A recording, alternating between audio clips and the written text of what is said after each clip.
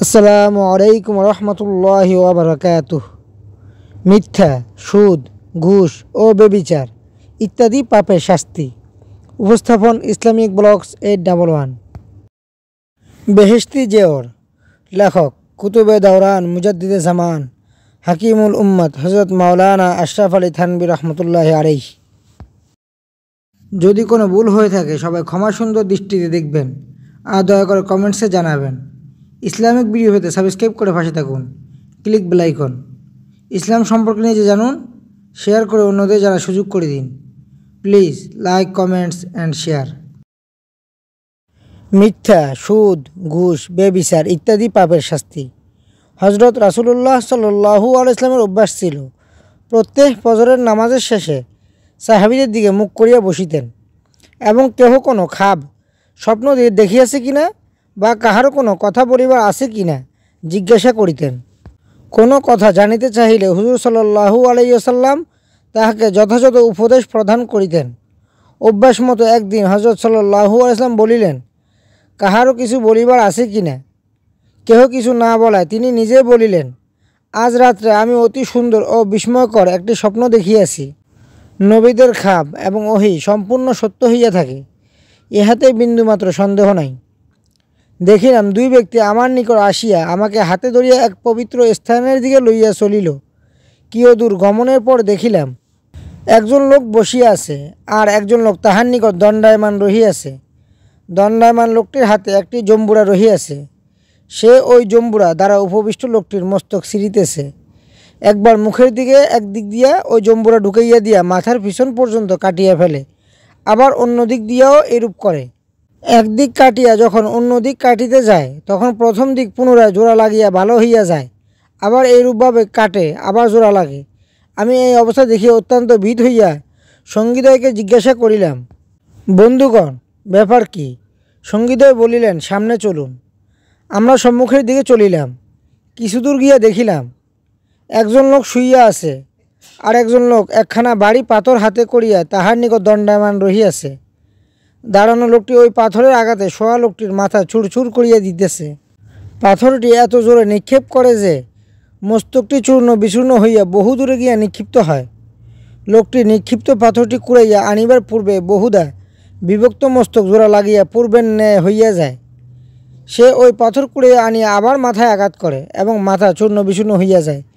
এইভাবে সে পুনঃ পুনঃ করিতে থাকে। এই ভয়াবহ দৃশ্য দেখিয়া আমি ভীত ও সন্ত্রস্ত হইয়া পড়িলাম। সঙ্গীদ্বয়কে জিজ্ঞাসা করিলাম, এ কী ব্যাপার, খুলিয়া বলুন। তাহারা কোনো জবাব না দিয়া শুধু বলিলেন, আগে চলুন। আমরা আগে চলিলাম। কিছুদূর অগ্রসর হইয়া একটি প্রকাণ্ড গর্ত দেখিতে পাইলাম। গর্তটির মুখ সরু, কিন্তু অভ্যন্তর ভাগ অত্যন্ত গভীর এবং প্রশস্ত, যেন একটি তন্দুর। উহার ভিতরে ধাউ ধাউ করে আগুন জ্বলিতেছে, আর বহু সংখ্যক নরনারী উহাতে দগ্ধীভূত হইতেছে। আগুনের তেজ এত অধিক যে যেন আগুনের ঢেউ খেলিতেছে।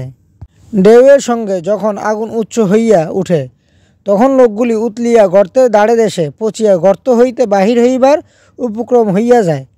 আবার যখন আগুন নিচে নামিয়া যায় তখন লোকগুলিও সঙ্গে সঙ্গে নিচে নামিয়া যায়। আমি ভীত হইয়া সঙ্গীগণকে বলিলাম, বন্ধুগণ, এবার বলুন এই ব্যাপার কি? কোনো জবাব না দিয়াই তাহারা বলিলেন, আগে চলুন।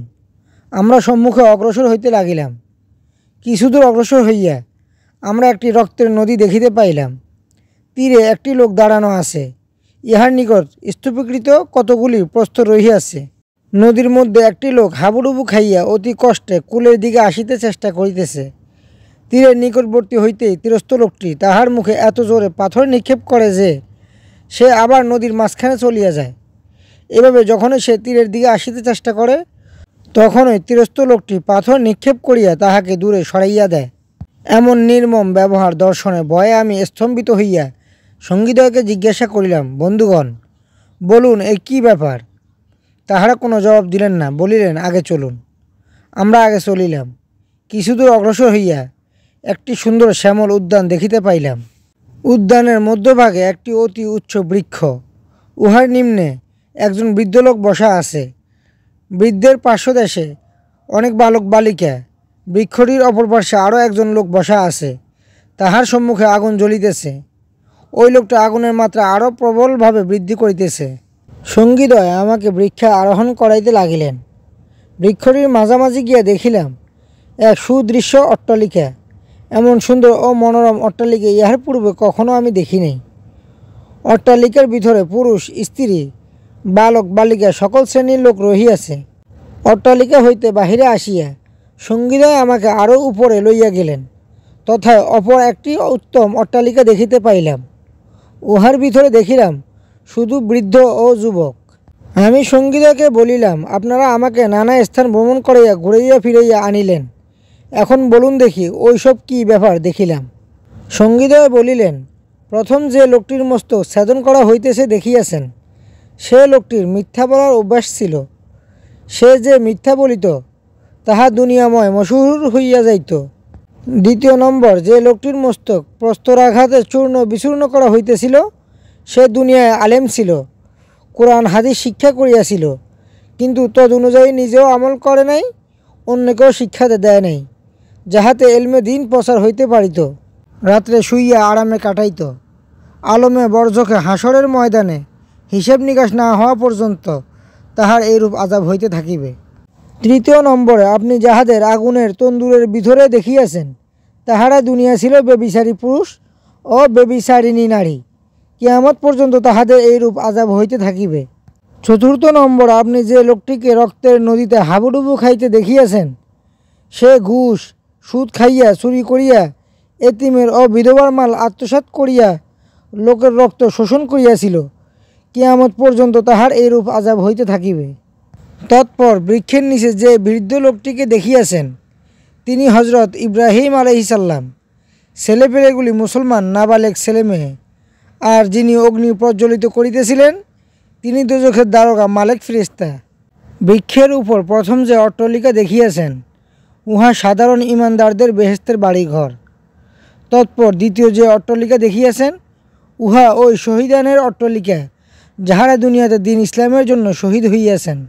আমি জিব্রাইল ফেরেশতা এবং আমার সঙ্গে লোকটি মিকাইল ফেরেশতা।